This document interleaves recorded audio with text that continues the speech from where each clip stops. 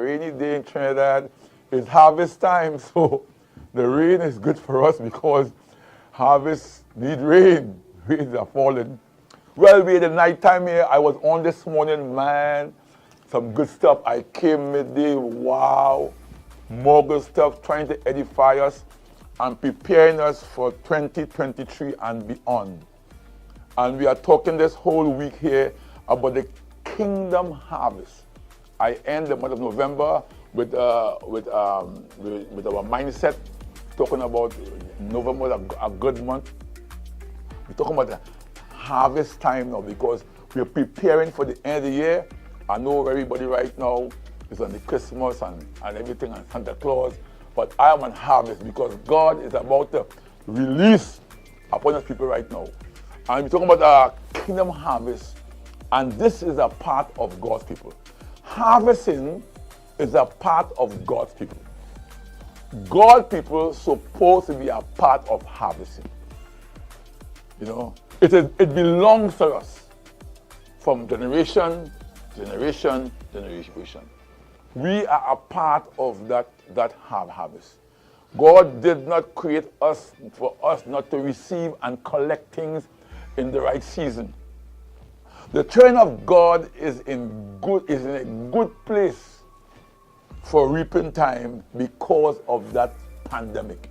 That pandemic has brought a flavor of reaping because we went through a trying time, a painful time, 2 years of pain. And God says it's our time now from 2023 and beyond. But I start before. I start in November. I collecting mines now. See, some know it and some don't. But harvest time is here and we are about to reap some things that we sowed. You understand me? And the harvest is coming in. I'll be sharing again tomorrow morning again for this whole week. I'll be sharing again on Kingdom Harvest. You see, gates and doors are open for us every day for us. It's opening. But you have to know that. You have to know that gates and doors are open for God people. Many of us have sown so much good seed, you know, and we forget that we have sown good seed because the pandemic came in and have us kind of scared and fearful.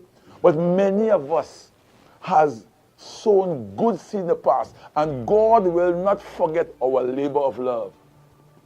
In fact, He won't forget mine. So harvest is coming in. And harvest is not only money and seed, not only money. There are many different things that God has for us. In this chapter, 2 Corinthians chapter 9, verse 5, God put us there for us for those who understand seed time and harvest time. Verse 5 says, 2 Corinthians chapter 9, therefore I thought it necessary to exhort the brethren that they would go before unto you. I come in here and make up beforehand your bounty. Wow. Whereof you have noticed before that the same might be ready. Might be ready. Are you ready? As a matter of bounty and not as of covetousness.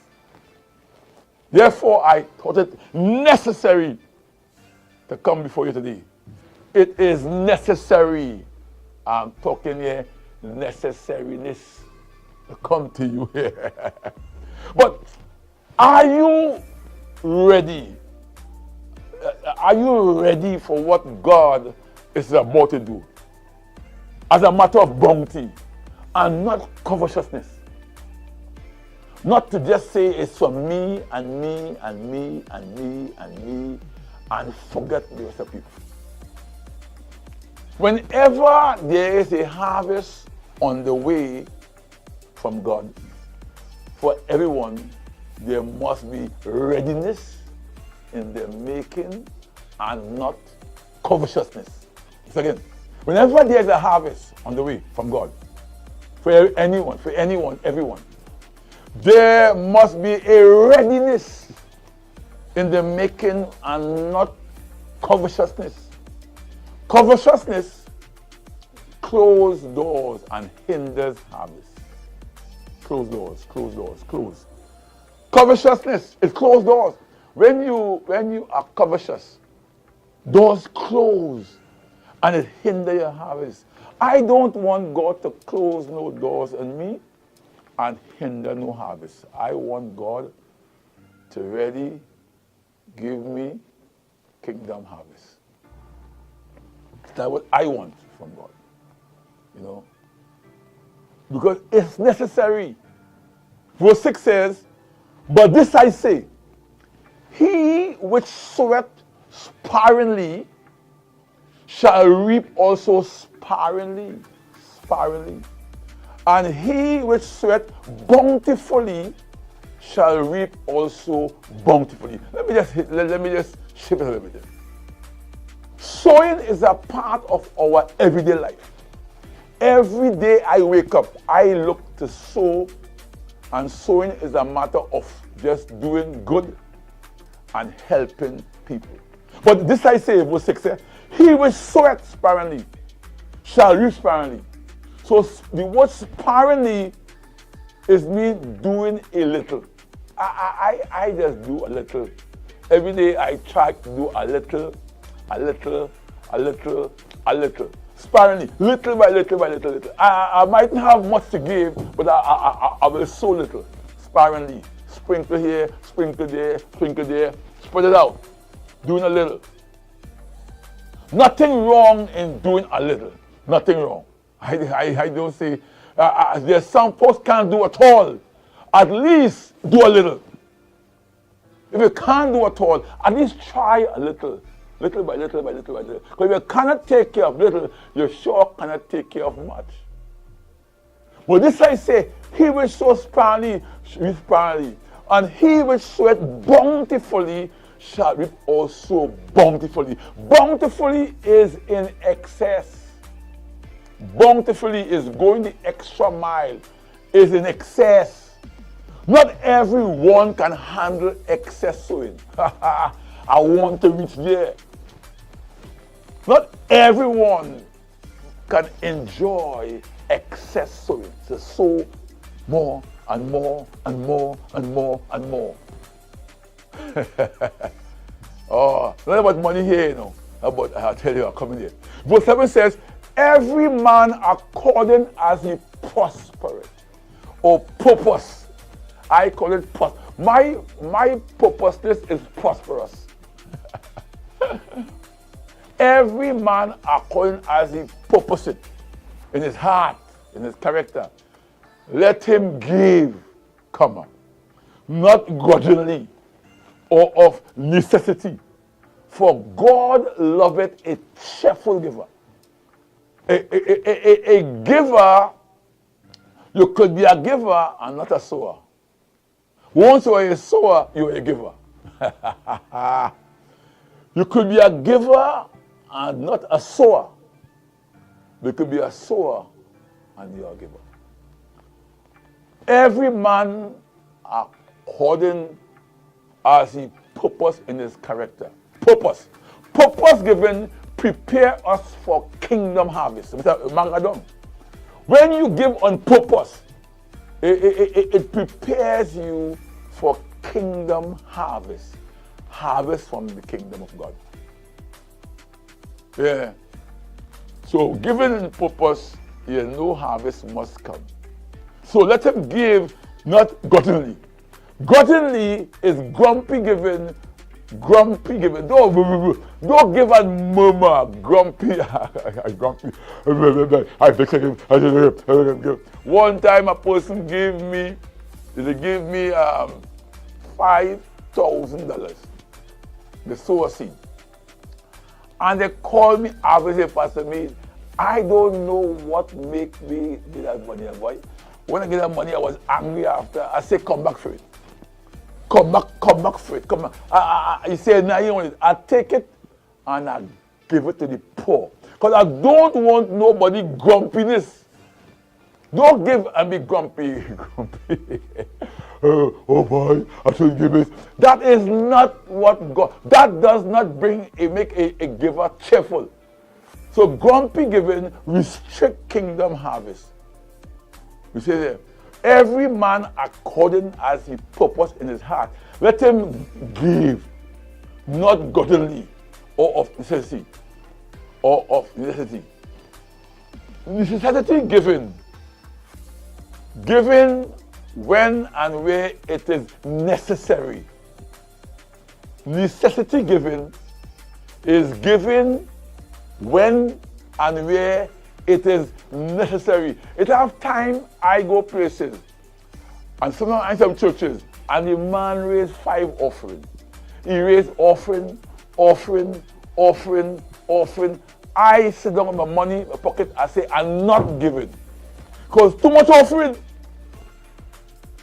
That wasn't necessary. I said, no, I look grumpy, but I find that was overreacting. There is an over pastor, one for your car, one for your wife, one for your church, and one for tithes. I can't.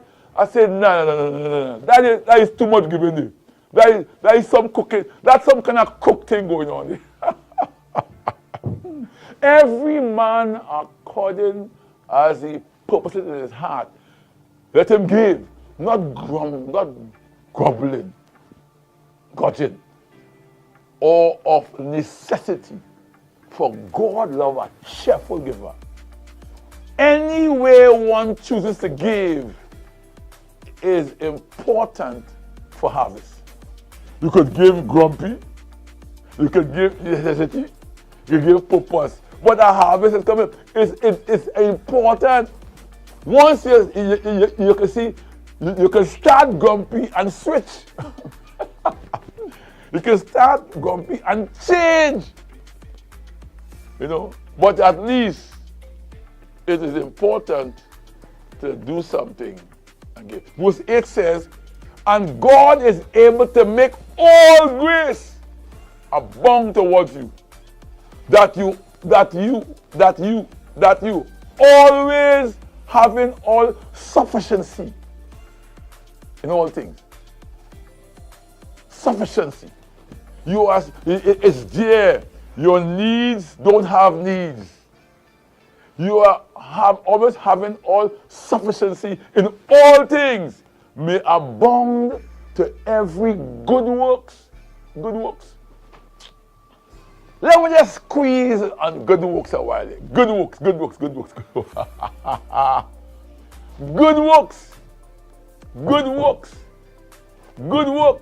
Good works is very important. Good works. Verse 9 says, as it is written, he that despises abroad, he has given to the poor. His righteousness remaineth forever. See, kingdom harvest has a strong dependency on giving unto the poor. Never despise that. It says here, it's written, he that has despised abroad, given abroad, sent abroad, he has given the poor. His righteousness remaineth forever. Kingdom harvest has a strong dependency on giving unto the poor. Jesus says, the poor you have with you always. So the poor, you can't stop at the poor always there. Are you poor? Yeah, don't say that at all. Verse 10 says, now he that ministered seed to the sower, both minister bread for your food, and multiply your seed sown. Multiply your seed. I want to do some maths here. Multiply your seed. He that ministers seed to the sower, right? Seed to the sower. Both minister bread for your need and multiply your seed and increase the fruit of your righteousness. God is the one that gives us seed only when we see that, when he see that we deserve it. God will not give you seed to sow unless he knows you deserve it. Do you deserve seed from God? That is how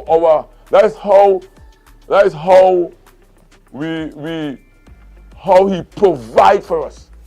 That's how God provides for us in time of famine and difficulties. You know, you have to be able to multiply the seed.